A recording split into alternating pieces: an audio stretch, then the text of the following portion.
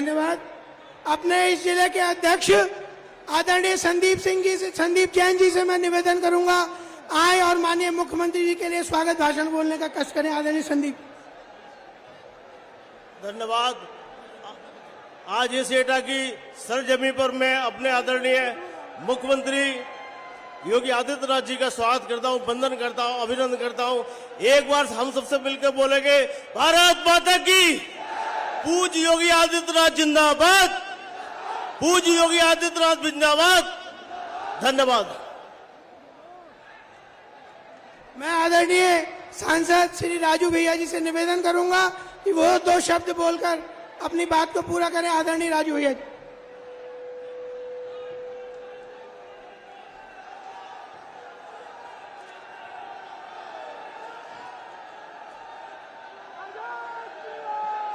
बोले भारत माता की। मजा नहीं आया भाई। भारत माता की। आज के इस कार्यक्रम में हमारे प्रदेश के माननीय मुख्यमंत्री जी,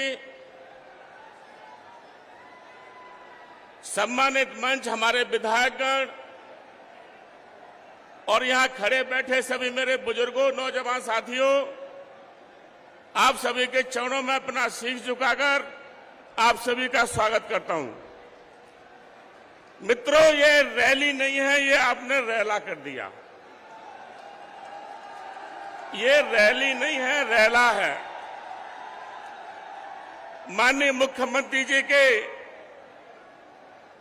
विचार सुनने के लिए हम इतनी बड़ी संख्या में आए हैं।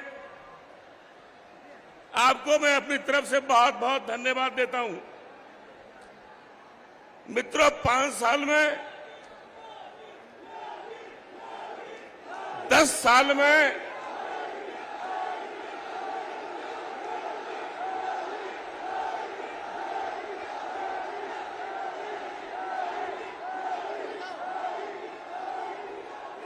साल में हमने जो कुछ किया है, मैं कह सकता हूं कि पिछले 60-65 साल में नहीं हुआ जो हमने, हमारे मुख्यमंत्री जी ने, हमारे प्रधानमंत्री जी ने इस देश को, इस प्रदेश को दिया है। इतनी सारी योजनाएं हैं, मैं जितनी गिनाऊंगा कम से कम 2 घंटे लगेंगे। भगवान श्री राम का मंदिर माननीय मुख्यमंत्री जी, माननीय कल्याण सिंह जी, माननीय प्रधानमंत्री जी की देन है जो देश में भव्य राम का मंदिर बना है। और योजनाएं कितनी गिनाऊंगा आपकी सबको पता है। मैं आज का अपना पूरा समय माननीय मुख्यमंत्री को देना चाहता हूं। बहुत बहुत धन्यवाद सभी का। हम सबको जिनकी प्रतीक्षा थी, उत्तर प्रदेश के यशस्वी मुख्यमंत्री माननीय श्री योगी आदित्यनाथ जी हम सबके बीच उपस्थित हैं।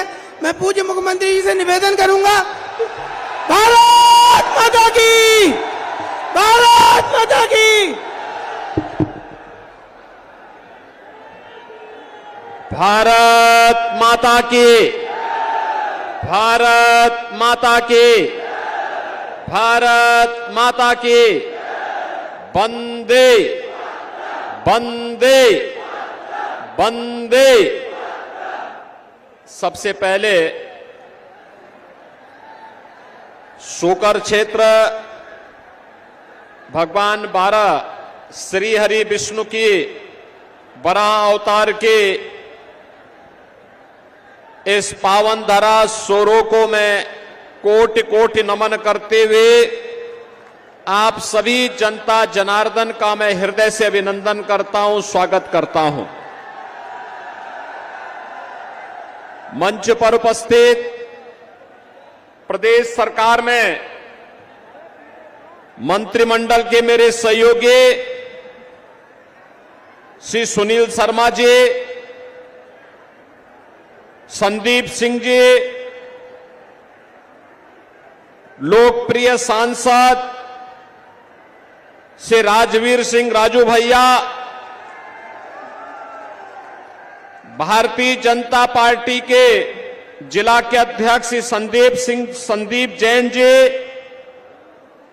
जिलाध्यक्ष कासगंज श्री केपी सिंह सोलंकी जी,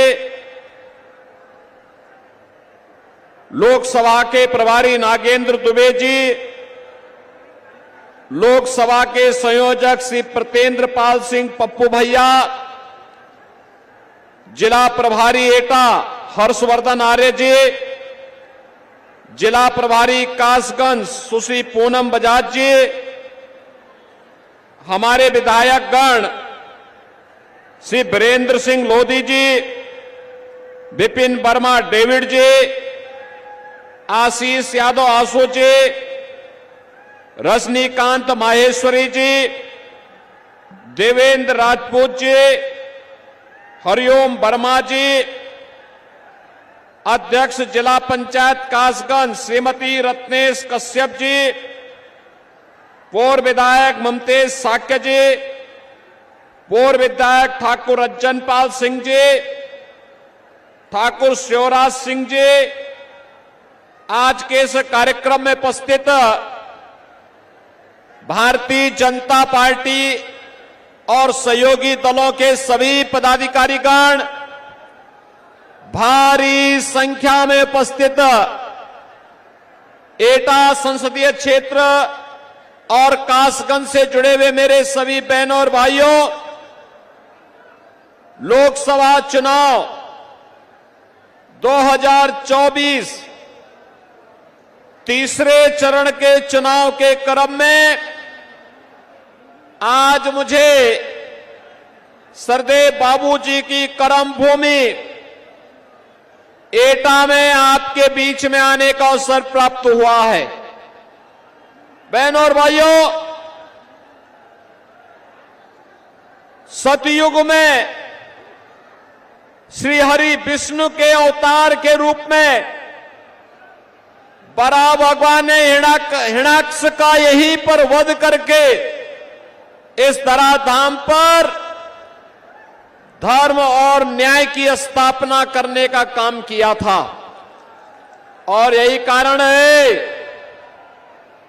कि भारतीय जनता पार्टी की सरकारों ने सोरो क्षेत्र को उसका पुरातन स्वरूप देने के लिए राजू भैया के प्रस्ताव पर जो कार्य प्रारंभ किया है, आने वाले समय में सोरो क्षेत्र भी एक महातीर्थ के रूप में विकसित होकर के यहां की जनभावनाओं का सम्मान करेगा। बहनों और भाइयों, यह कार्य केवल भारतीय जनता पार्टी ही कर सकती है। आप सब इस बात को जानते हैं। पहले एक कांग्रेस और सपा के लोग कहते थे ना, जब हम लोग कहते थे रामलला हम आएंगे, मंदिर वहीं बनाएंगे, ये लोग कहते थे कि देखो ये मजाक कर रहे हैं, ये बना ही नहीं पाएंगे। समाजवादी पार्टी के लोग कहते थे कि परिंदा भी पर नहीं मार सकता, और कांग्रेस के लोग कहते थे कि राम तो हुए ही नहीं। और बहनों और भाइयों, सरदेव कल्याण सिंह जी का त्याग, मोदी जी का नेतृत्व, आप सबके आशीर्वाद से अयोध्या में रामलला का भव्य मंदिर का निर्माण हो गया है। कल देश की राष्ट्रपति जी भी वहां राम मंदिर में दर्शन करने के लिए गई। पहली बार भारत का कोई राष्ट्रपति, महामहिम राष्ट्रपति, राम जन्मभूमि दर्शन करने के लिए गया और पूरा देश अभिभूत होकर के देख रहा था वह दृश्य। बहनों और भाइयों, राम, भगवान राम के प्रति जो द्रोह करने वाले लोग थे, वे भी आपके पास हैं, आपके सामने हैं, और राम भक्तों की टोली भी आपके सामने है। और इसीलिए मैं आपके बीच आया हूं कि जिन लोगों ने सरदेव कल्याण सिंह जी का अपमान किया, याद करिए, कल्याण सिंह जी प्रदेश के मुख्यमंत्री थे, कल्याण सिंह जी की पूर्व गवर्नर भी थे। जनप्रतिनिधि रहे, कई बार विधायक और सांसद भी थे, लेकिन जब उनकी दुखद मृत्यु हुई तो समाजवादी पार्टी ने संवेदना के 2 शब्द भी नहीं व्यक्त किए। बहनों और भाइयों, हमारे नेता को अपमानित करने वाली समाजवादी पार्टी, राम को नकारने वाली समाजवादी पार्टी, आपकी आस्था के साथ खिलवाड़ करने वाली सपा और कांग्रेस क्या आपका वोट पाने का अधिकारी है? क्या आपका वोट पाएगी? क्या अगर इनके कारनामों का मैं किस्से सुनाना प्रारंभ कर दूंगा तो बहनों और भाइयों बड़ा लंबा समय लगेगा। मैं आज आपके बीच में केवल कुछ मुद्दों पे चर्चा करने के लिए आया हूं। मैं अभी यहां पर आया था और मुझे यहां पे बताया गया कि अहल्या समाज को प्रमाण पत्र दिलाने के बारे में। बहनों और भाइयों, अहल्या समाज आजादी के 2-3 वर्षों तक, 4-5 वर्षों तक उन्हें आरक्षण का लाभ मिल रहा था। कांग्रेस की शरारत के नाते उनको उनकी मूल जाति से आरक्षण की सुविधा से वंचित करने का पाप कांग्रेस ने किया है, कांग्रेस ने। और याद करिए, अहल्या समाज को मैंने स्वयं लखनऊ बुलाया था और उनके बारे में मैंने स्वयं भारत सरकार को प्रस्ताव भेजा है कि इनको भी अनुसूचित जाति की सुविधा का लाभ मिलना चाहिए। बहनों और भाइयों, यही नहीं, बघेल पाल समाज और धनगढ़, बघेल एसपी सिंह बघेल भारतीय जनता पार्टी के सांसद हैं। अजीत पाल भारतीय जनता पार्टी के विधायक और प्रदेश सरकार में मेरे सहयोगी मंत्री हैं। भारतीय जनता पार्टी अकेली पार्टी है। याद करिए, समाजवादी पार्टी के समय में जब राजू पाल की हत्या हुई थी और जब एक माफिया ने उमेश पाल की हत्या की थी, तो बहनों और भाइयों, माफिया कैसे मिट्टी में मिल गया है यह सबको पता है। और मैं आपसे यही कहने के लिए आया हूं, बहनों और भाइयों, मैं आपसे यही कहने के लिए आया हूं, भारतीय जनता पार्टी आपके हितों के लिए पूरी संवेदनशील तरीके से कार्य कर रही है, पूरी मजबूती के साथ काम कर रही है।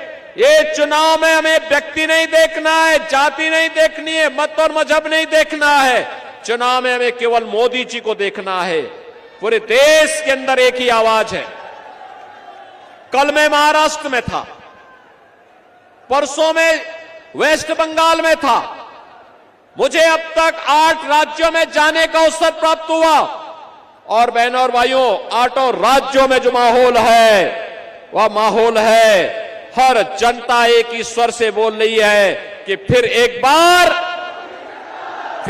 बार पूरा पंडाल एक साथ बोले, जिससे दिल्ली तक आपका स्वर गूंजे।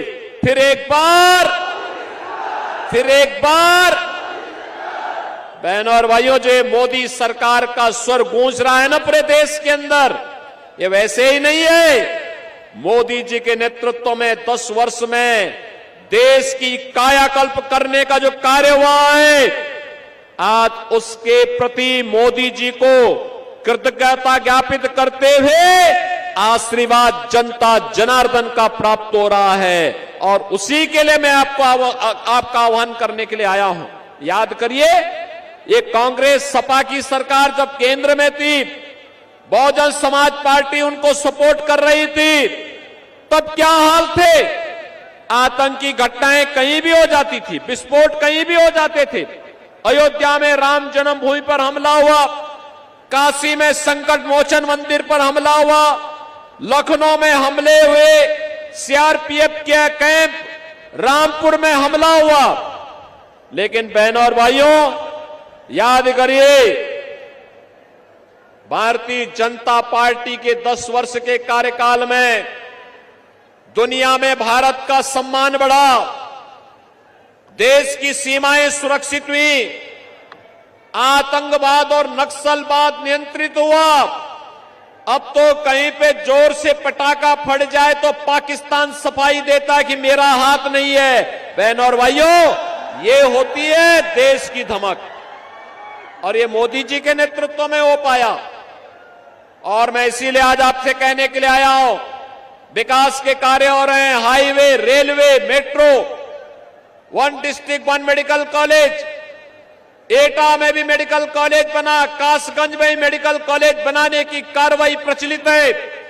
और बहनों और भाइयों, मैं आपसे ये भी कहने के लिए आया हूं कि देश के अंदर विकास के जो कार्य हुए, ये आत्मनिर्भर और विकसित भारत को आगे बढ़ाने के कार्यक्रम के तहत हर चेहरे पर खुशहाली लाने के लिए मोदी जी के नेतृत्व में हुआ है।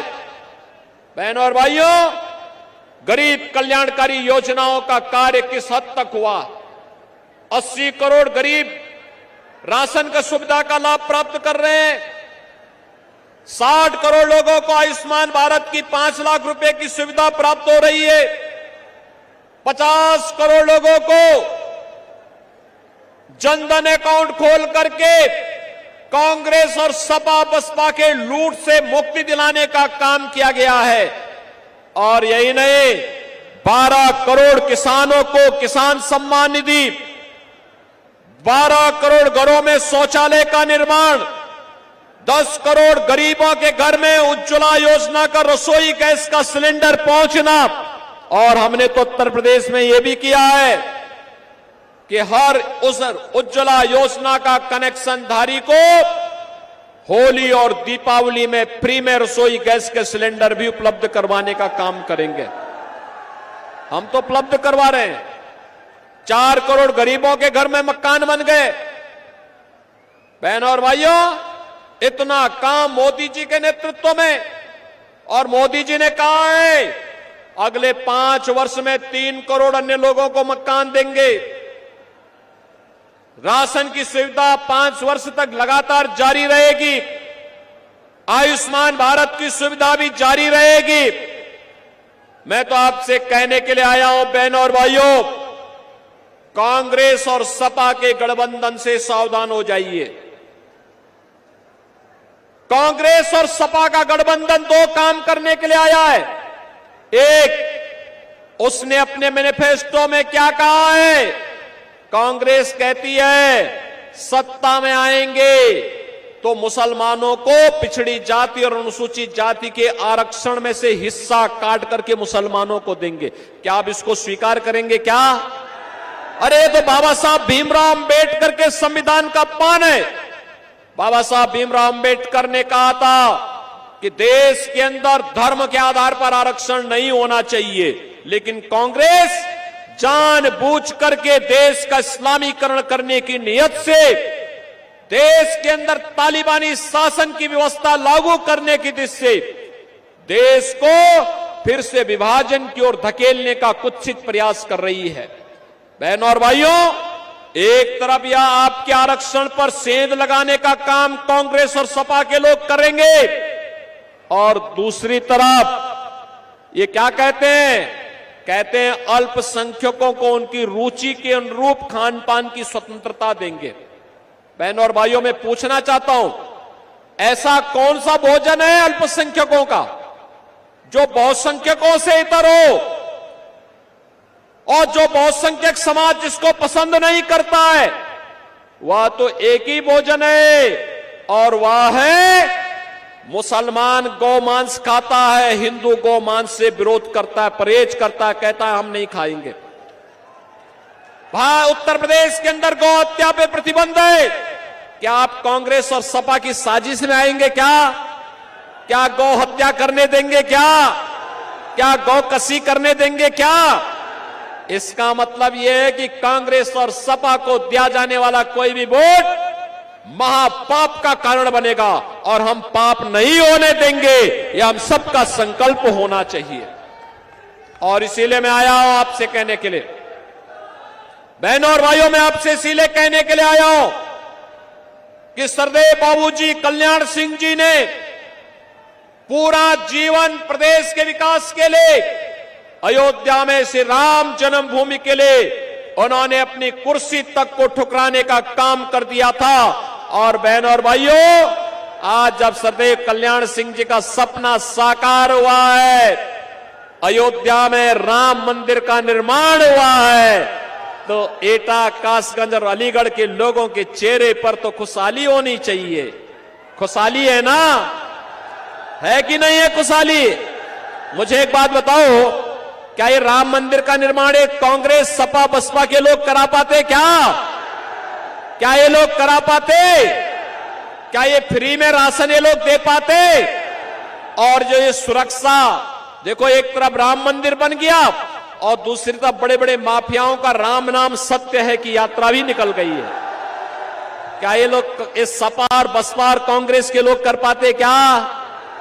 बहनों और भाइयों, मैं यही कहने के लिए आया हूं, जब आपको सपा, बसपा, कांग्रेस न सुरक्षा दे सकती है, न सम्मान दे सकती है, न ही आपकी समृद्धि में सहायक हो सकती है, और न शोरों का विकास करा सकती है, न यहां के हस्तशिल्पियों को सम्मान दिला सकती है, न नौजवानों को आजीविका दे सकती है, और न ही आपकी आस्था का सम्मान ही कर सकती है, तो इस समस्या को हमें पालना ही क्यों है? इसको कतई वोट मत दीजिए। मेरी आपसे अपील होगी, राजू भैया को भारतीय जनता पार्टी और एनडीए ने अपना प्रत्याशी बनाया है, अपना दल भी है, निषाद पार्टी भी है, निषाद पार्टी सपोर्ट कर रही है, अपना दल सपोर्ट कर रही है, राजभर पार्टी समर्थन कर रही है, और राष्ट्रीय लोक दल भी समर्थन कर रही है। और इसीलिए मेरी आपसे अपील होगी कि सरदेव बाबूजी के प्रति श्रद्धांजलि व्यक्त करते हुए आत्मनिर्भर भारत के लिए, विकसित भारत के लिए मोदी जी को फिर से देश की सत्ता सौंपने के लिए श्री राजवीर सिंह राजू भैया को हम यहां पे फिर से सांसद बना करके भेजेंगे। सहमत हैं? सहमत हैं? पूरा एटा और कासगंज के लोग इस आवाज को घर घर तक पहुंचाएंगे। बहनों और भाइयों, 7 मई को चुनाव है, आज 2 मई हो गई, 3 दिन और प्रचार होगा। और मेरी आपसे अपील होगी, चुनाव के दौरान प्रत्याशी घर घर नहीं जा सकता। आप क्या घर घर जाएंगे राजू भैया बन करके? जाएंगे? मोदी जी का और योगी जी का प्रतिनिधि बन करके जाएंगे? और बहनों और भाइयों, घर घर जाकर के लोगों से कहना, विकास सुरक्षा की जिम्मेदारी बीजेपी सरकार की, और वोट कमल छाप पर देंगे तो समृद्धि भी आएगी और सुरक्षा भी और पुख्ता होगी। बोलेंगे? बोलेंगे? 7 मई को पहला मतदान, फिर जलपान के संकल्प के साथ आगे बढ़ेंगे, अधिक से अधिक मतदान करवाएंगे, भाजपा को जिताएंगे। तो मेरे साथ बोलेंगे, भारत माता की। जहां तक आवाज जा रही है, दोनों हाथ ला करके बोलेंगे, भारत माता की, भारत माता की, भारत माता की। वंदे वंदे वंदे। जय श्री राम, जय जय श्री राम।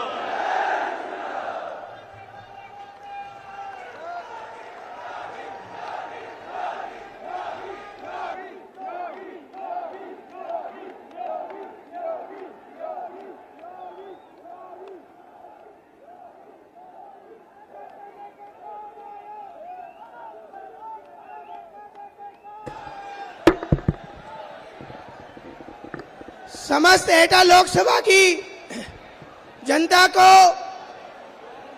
इस जनसभा को अपार सफल बनाने के लिए बहुत बहुत अभिनंदन, बहुत बहुत स्वागत आप सबका। हमारे